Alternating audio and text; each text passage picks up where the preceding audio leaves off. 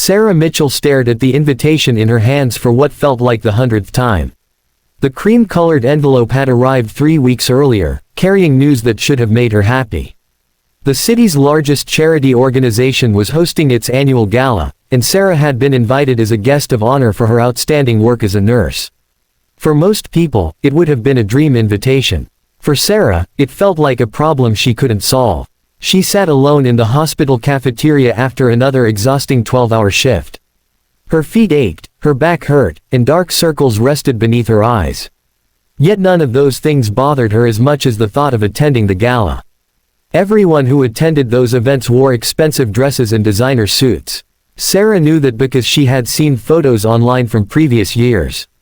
A simple dress that looked elegant enough for such an occasion would cost several $100s. Several $100s she simply didn't have. Sarah lived paycheck to paycheck. Most of her income went toward rent, groceries, student loan payments, and helping her mother with medical expenses. Buying an expensive dress wasn't just difficult. It was impossible. She folded the invitation and slipped it into her bag. "Maybe I just won't go," she whispered to herself. The next morning, Sarah was assigned to room 214. Inside was an elderly patient named Mr. Harrison. He had been fighting cancer for nearly a year. Despite everything he had been through, he always greeted people with a smile. "Good morning, Nurse Sarah," he said. "Good morning, Mr. Harrison. You look worried today." Sarah laughed softly. "Is it that obvious?" "A little." After a moment of hesitation, she told him about the gala and her concern about not having a dress. When she finished speaking, Mr. Harrison smiled. "You know something." "What?" "The people who invite nurses to galas aren't inviting dresses." Sarah frowned. "What do you mean?" "They're inviting heroes." Before she could respond, another patient needed assistance. She thanked him and hurried away. But his words stayed with her all day. Heroes. She certainly didn't feel like one. She was just doing her job. Or so she thought. Over the next week, Sarah continued working long shifts. One evening, an emergency call came into the hospital. A family had been involved in a serious car accident. Doctors and nurses rushed into action. For hours, Sarah barely stopped moving. She comforted frightened children. She reassured anxious parents. She assisted surgeons. She held the hand of a young woman who was terrified she might not survive. When her shift finally ended at 3 a.m., Sarah was physically exhausted. As she prepared to leave, a voice stopped her.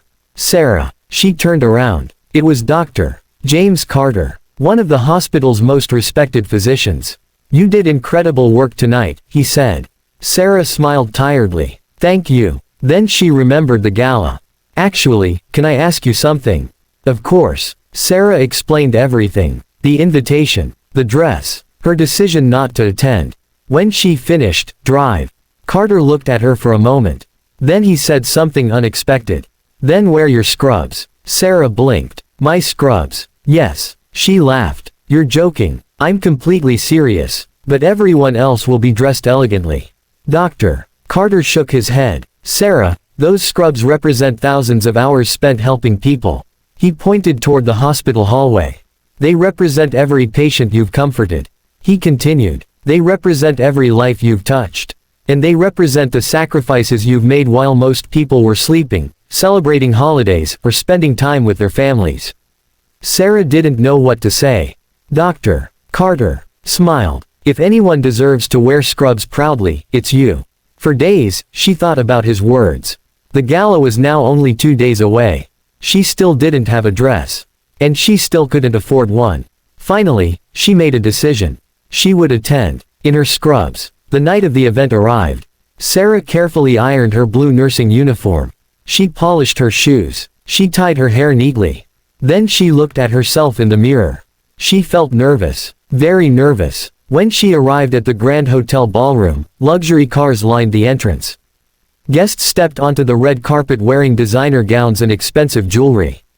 Sarah suddenly felt foolish. Maybe this had been a mistake. Maybe she should turn around and go home. But before she could leave, a volunteer approached her.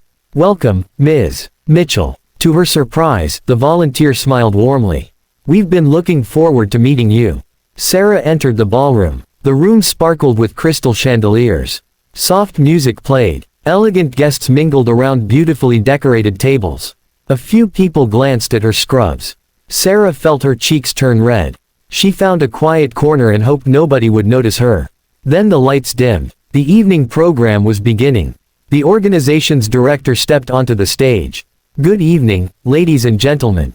The crowd applauded. The director smiled. "Tonight, we celebrate generosity, leadership, and service." A large screen behind him lit up.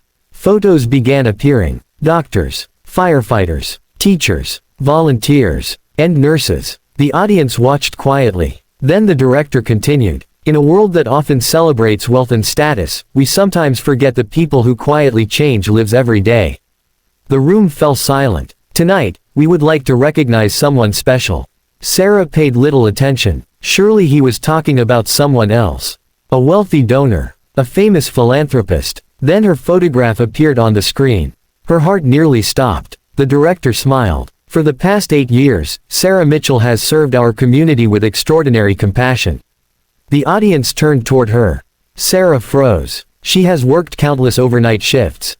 Photos continued appearing. Pictures of Sarah with patients.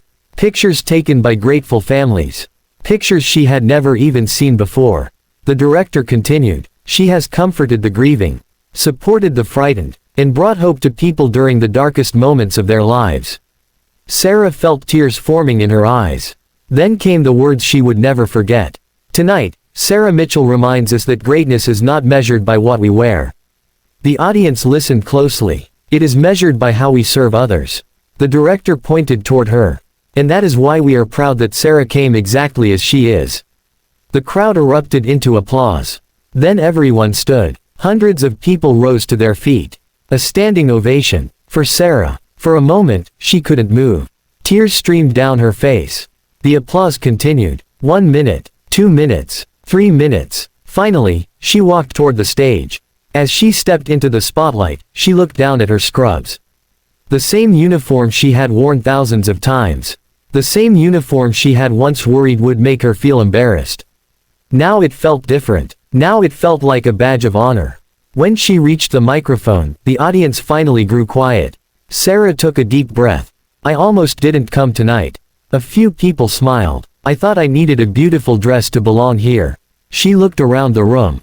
"But I've learned something important." The audience listened. "The most valuable things we wear aren't made by fashion designers." She touched her scrubs. "They're earned through kindness, through service, through compassion, through helping others when they need us most." Many people wiped away tears. Sarah smiled. "And if these scrubs represent even a small part of that, then they are the most beautiful outfit I could ever wear." The room exploded into applause once again. That night, Sarah received an award. But the award wasn't what she remembered most. What she remembered was the lesson. People may admire expensive clothes. They may notice luxury. They may praise appearances. But what truly inspires others is character. Because at the end of the day, the world remembers how you made people feel, not what you wore.